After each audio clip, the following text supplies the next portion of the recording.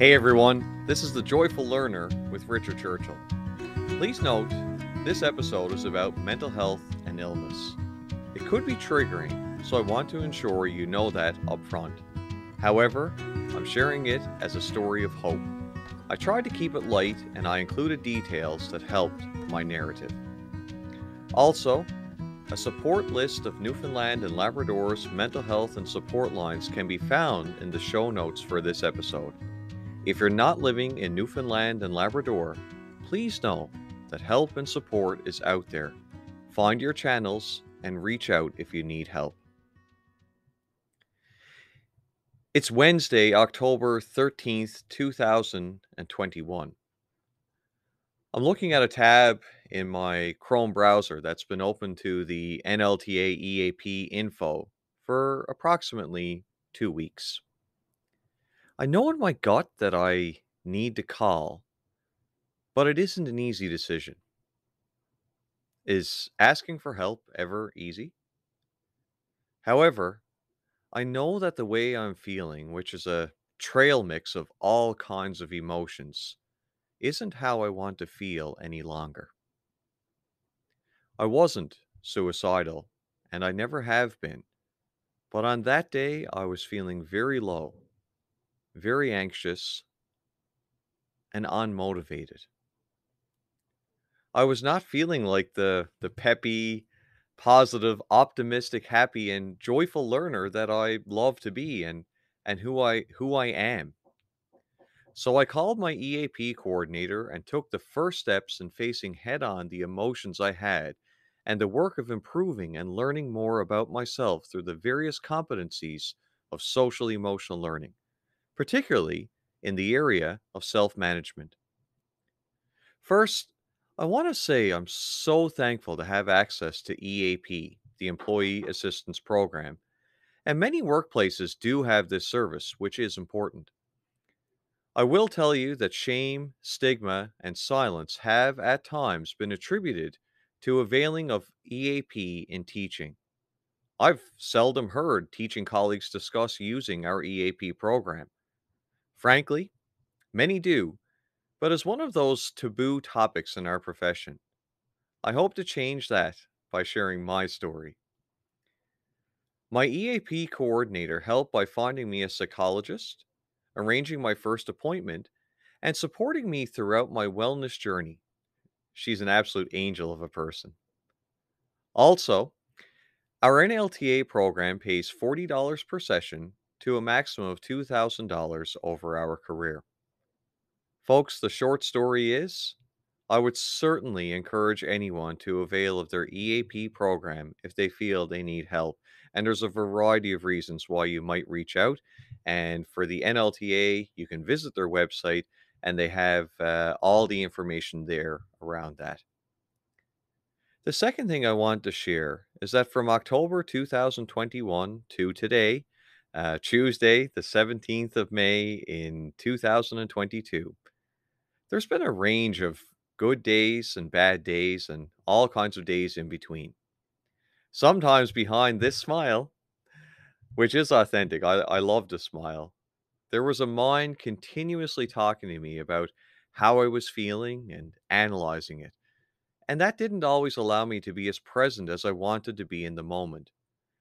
I had many days when my brain, the organ that is so crucial for doing the work we do in education, was as foggy as the Doe Hills. Pea soup thick fog that made writing an email a mentally exhausting task.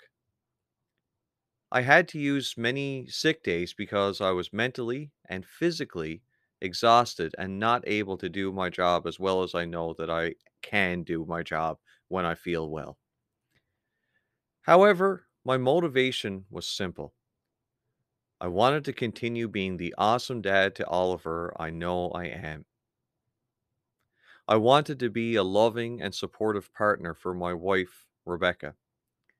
And I wanted to continue being an educator who had the energy needed to help our youth discover who they are and to design learning that helps them develop into wonderful, caring, intelligent, contributing members of society.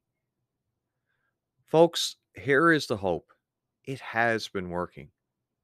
It isn't fast, and I've had relapses from feeling well and balanced. I started therapy in November, and it is the best thing since sliced bread. I'm so thankful to have a professional psychologist who I can work with and learn with. It's also important to note that psychologist visits are really expensive, and I'm fortunate to have insurance to cover that. In fact, the NLTA has increased ours to $1,600 per annum. We're very lucky to have that kind of insurance coverage, and it is a privilege that I have checked in with and acknowledged.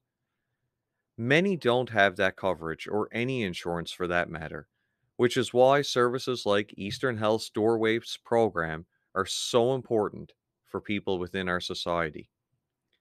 My therapist has been an important learning partner on this journey of self improvement. I cannot tell you how much I value her and our time learning together. Also, after feeling really well in February, I slipped back in March and April. So, I decided to start medication in consultation with my GP and a psychiatrist for depression and anxiety. I take 10 milligrams at one per day of an SSRI. This is part of my new learning. That stands for Selective Serotonin Reuptake Inhibitor. The one that I'm taking is escitalopram, and right now I'm at the 8 week mark. It took about 6 weeks, maybe five and a half, before I really started noticing the impacts. However, what I notice is that it's taking the edge off some of the anxious thoughts I was dealing with. I feel more present as a result of that, both at home and here at work.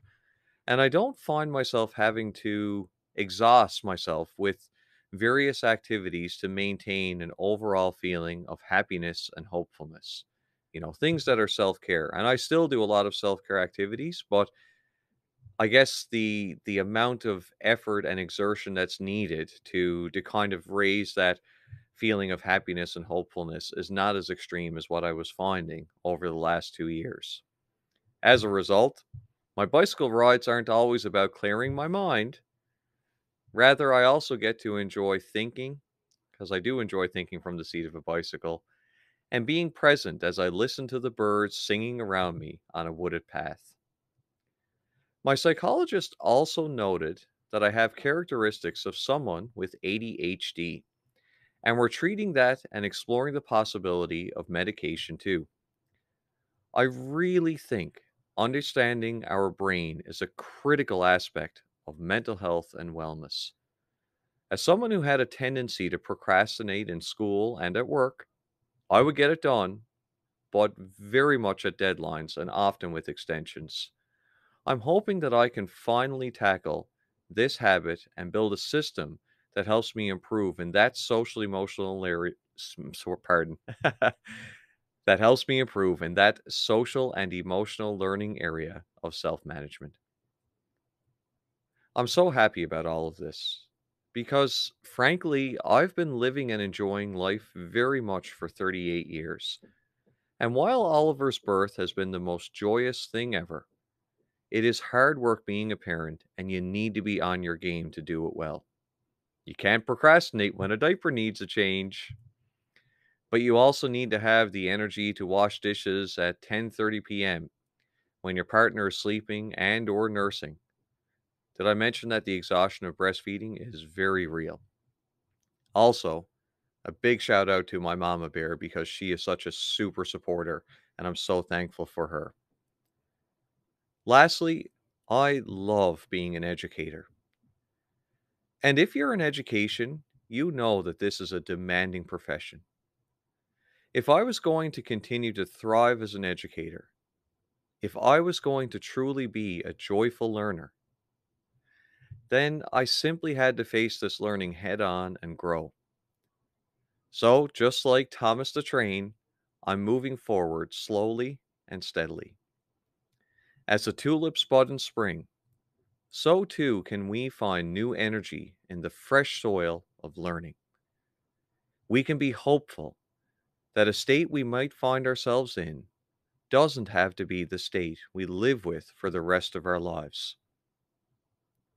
Sesame Street is one of our family's favorite programs, and they really get it right.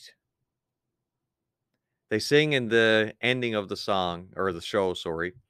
Come on and move your body and grow your mind because you know you're growing all the time. You're getting smarter, stronger, kinder on Sesame Street.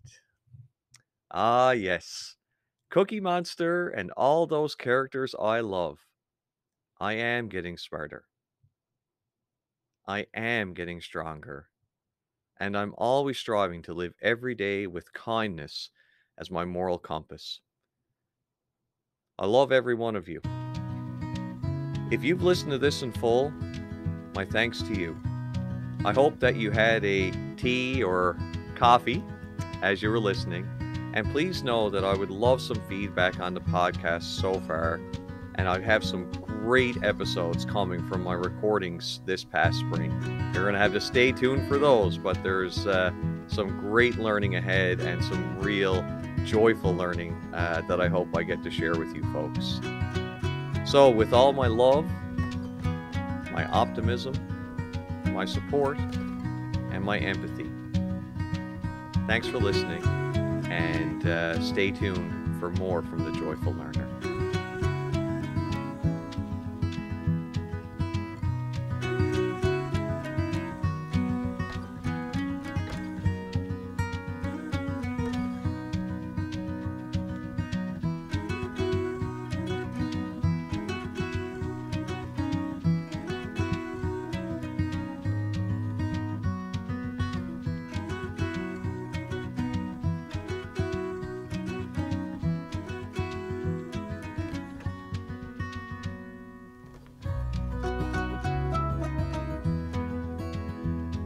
The Joyful Learner podcast is supported by Stephen Hurley of voiceedradio.ca. I also want to thank the Newfoundland and Labrador English School District for encouraging and supporting my deep learning project in Joyful Learning. I can be followed on Twitter and Instagram via the handle @Mr. Churchill NL. You can connect with me via email by writing richardchurchill@nlesd.ca. Check out my website to learn more about my work or to express interest in sharing your story of joyful learning by visiting richardchurchill.ca. Thanks for listening, and I hope this podcast helps you discover that what we learn with joy, we never forget. See you next time.